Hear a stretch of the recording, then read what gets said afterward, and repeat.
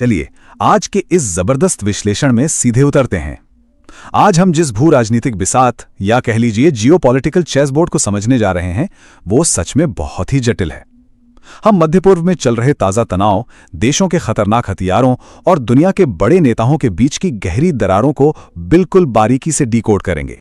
लेकिन आगे बढ़ने से पहले दुनिया की एक सुपर पावर आखिर हमला करने से हिचकिचा क्यों रही है? इतनी असीमित सैन्य ताकत और एडवांस टेक्निक होने के बावजूद जमीनी हकीकत कुछ ऐसी है जो उनके कदम रोक रही है। आखिर वो कौन से कारण हैं? आज इसी गुत्थी को हम पूरी तरह सुलझाएंगे। तो आज का हमारा एजेंडा क्या होगा? पहले हम देखेंगे ग्लोबल जियोपॉलिटिकल स्टैंड ऑफ, उसके बाद स्ट्रेट ऑफ हॉर्मुज की अहमियत, फिर समझेंगे ट्रंप और नेतन्याहू के बीच के मतभेद, ईरान का सैन्य शस्त्रागार और आखिर में बात करेंगे भारी नुकसान और भविष्य के सौदों की। Section 1 The Global Geopolitical Standoff, Escalating Tensions and Shifting Alliances। देखिए, अगर हम ताज़ा रिपोर्ट्स की बात करें तो यूरोप इस वक्त सच में गुस्से में है। हुआ ये कि गाजा की तरफ जा रहे एक फ्लोटिला काफिले को रोका गया जिसमें 300 से ज़्यादा यूरोपीय मानवाधिकार कार्यकर्ता शामिल थे। रिपोर्ट्स बताती हैं कि हिरासत में लिए जाने के बाद इन कार्यकर्ताओं के साथ जो सुलूक हुआ उसने पूरे यूरोप में एक कूटनीतिक बवाल खड़ा कर दिया है। बात इतनी बिगड़ गई कि यूरोपीय देशों ने इजरायली राजदूतों तक को तलब कर लिया। और डिप्लोमेसी की दुनिया में गठजोड़ कितनी तेजी से बदल रहे हैं, जरा इन पॉइंट्स पर गौर कीजिए। एक तरफ अमेरिका की धमकियों के बावजूद फिलिस्तीन को यूएन में वाइस प्रेसिडेंसी मिल रही है, वहीं दूसरी तरफ सोमालीलैंड ने जेरूसलम में अपना दूतावास खोल लिया है। और मजे की बात देखिए, जहां यूरोप इजराइल पर ट्रेड बैन यानी व्यापारिक प्रतिबंध लगाने की बात कर रहा है, वहीं चेक रिपब्लिक खुलकर इजराइल के बचाव में आ गया है। अब जरा इस टाइमलाइन को कनेक्ट करते हैं। एक तरफ हज सीजन की वजह से ग्लोबल प्रेशर बना और अमेरिका को संभावित हमलों को कुछ समय के लिए टालना पड़ा। वहीं दूसरी ओर आईडीएफ यानी इजरायली सेना ने खुद चेतावनी दी है कि अगर मोबिलाइजेशन नहीं बढ़ाया गया तो उनकी फोर्सेस बिखर सकती हैं। और इन सब के बीच गाजा और लेबनान पर हमले लगातार जारी हैं। Section 2 the straight of Hormuz, Iran's strategic leverage. और ये पॉइंट बिल्कुल साफ दिखाता है कि ईरान ने अपनी स्ट्रैटेजिक पावर कैसे बढ़ाई है। उन्होंने इस क्षेत्र में एक तरफा तौर पर एक नई सीमा घोषित कर दी है, फारस की खाड़ी से लेकर ओमान की खाड़ी तक। इसका सीधा मतलब है कि अगर किसी भी विदेशी तेल टैंकर को यहां से गुजरना है तो उन्हें ईरान से सिर्फ परमिशन ही नहीं लेनी होगी बल्कि टोल टैक्स भी चुकाना होगा। और ईरान इस नई सीमा को लेकर सिर्फ हवा में बातें नहीं कर रहा, उन्होंने एक ऐसे तेल टैंकर पर बाकायदा हमला कर दिया जो बिना टैक्स दिए वहां से गुजरने की कोशिश कर रहा था। रणनीतिक बढ़त के लिए वो एक दूसरी पाइपलाइन भी बना रहे हैं जिसका 50% काम पूरा हो चुका है ताकि मुख्य चोक पॉइंट्स को बाईपास किया जा सके। और तो और रूस के साथ मिलकर उन्होंने अमेरिकी लड़ाकू विमानों की उड़ानों का पैटर्न भी सफलतापूर्वक ट्रैक कर लिया है। Section 3 Trump versus Netanyahu, The Leadership Rift। अब इस स्लाइड में जो सबसे दिलचस्प बात है ना, वो ये है कि दो प्रमुख सहयोगियों के बीच बुनियादी मतभेद हैं। एक तरफ डोनाल्ड ट्रंप हैं जो 30 दिन की एक डील की वकालत कर रहे हैं।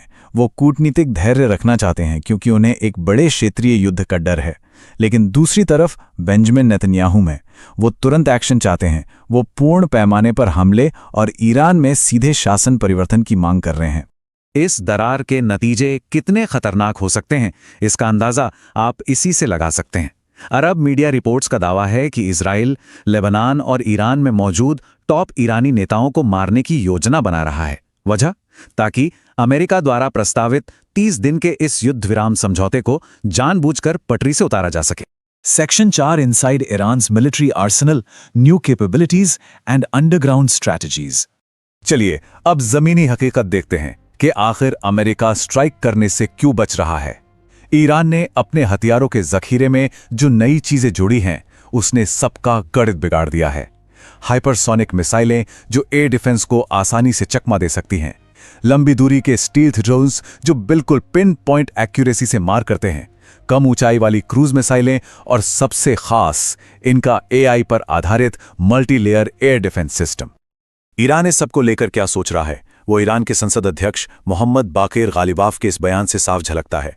उन्होंने सीधा सीधा कहा है, दुश्मन को पछताना पड़ेगा और अमेरिकी लोगों को युद्ध की कीमत चुकानी पड़ेगी। ये बयान बिना किसी लाग लपेट के उनकी पूरी तैयारी का दावा करता है। लेकिन इन सब के बीच ईरान अपने सुप्रीम लीडर को कैसे सुरक्षित रख रहा है? अमरीकी शोधकर्ताओं का कहना है कि इसके लिए एक बिन लादेन रणनीति अपनाई जा रही है। मतलब पिछले लगभग 3 महीनों से आयतुल्ला खामनेई को गहरे अंडरग्राउंड ठिकानों में छिपाकर रखा गया है। ना कोई डिजिटल फुटप्रिंट, ना कोई वीडियो मैसेज और कम्युनिकेशन के लिए पूरी तरह से सिर्फ फिजिकल नेटवर्क पर निर्भरता। Section 5 Heavy Costs and Future Deals, the Financial Toll and the 30 Days Ceasefire। तो इस पूरी कहानी में जो सबसे अहम पॉइंट है वो है ये नंबर, $2.6 बिलियन। जी हां, ये कोई छोटा मोटा आंकड़ा नहीं है। ये वो भारी भरकम नुकसान है जो अमेरिकी सेना को अब तक इस संघर्ष में उठाना पड़ा है। अगर आप इस टेबल को देखें तो आपको समझ आएगा कि ये नुकसान कितना भयानक है। कुल 42 अमेरिकी विमानों पर असर पड़ा है। 24 MQ-9 रीपर ड्रोन पूरी तरह नष्ट हो चुके हैं। 4 F-15E स्ट्राइक ईगल खत्म हो गए। 7 KC-135 टैंकर प्रभावित हुए हैं और तो और अत्याधुनिक F-35A और E-3 सेंट्री जैसे विमानों को भी अच्छा खासा डैमेज पहुंचा है। और हां, ये आर्थिक मार सिर्फ सैन्य मोर्चे तक सीमित नहीं है। इस क्षेत्रीय अस्थिरता की वजह से इजरायली एयरलाइंस को भी करीब $67 मिलियन का बहुत बड़ा झटका लगा है। इन सब के बीच आस पड़ोस के देश क्या कर रहे हैं? पर्दे के पीछे की कहानी तो और भी दिलचस्प है। पाकिस्तान के अधिकारी अमेरिका और ईरान के बीच संदेश पहुंचाने के लिए बिचौलिए का काम कर रहे हैं। यूएई अब अमेरिका और इजरायल के साथ बारीकी से खुफिया जानकारी शेयर कर रहा है और सऊदी अरब ने तो पाकिस्तान को दिए गए कर्ज के बदले उनके सैन्य उपकरणों को ही गिरवी यानी कोलैटरल के रूप में इस्तेमाल करना शुरू कर दिया है। आइए देखते हैं कि ये सब अब आगे कैसे बिल्ड होता है। भारी नुकसान और इस उलझन के बीच ट्रंप प्रशासन का अंतिम अल्टीमेटम सामने आया है। 30 दिन के युद्ध विराम के लिए एक ड्राफ्ट तैयार किया जा रहा है। इसकी शर्तें साफ हैं। ईरान को अपने परमाणु कार्यक्रम पर बात करनी होगी और होर्मुज जलडमरू मध्य को व्यापार के लिए फिर से खोलना होगा। तो दोस्तों, आखिर में सवाल यहीं आकर टिकता है। एक तरफ इतना भारी सैन्य नुकसान है और दूसरी तरफ दुनिया के नेता मूल रूप से आपस में बटे हुए हैं। ऐसे में क्या ये 30 दिन की डील टिक पाएगी या फिर एक पूर्ण पैमाने पर होने वाला क्षेत्रीय युद्ध अब टाला ही नहीं जा सकता? आज के इस विश्लेषण में जुड़ने के लिए बहुत बहुत शुक्रिया। आगे जो भी होगा हम उस पर पैनी नजर बनाए रखेंगे।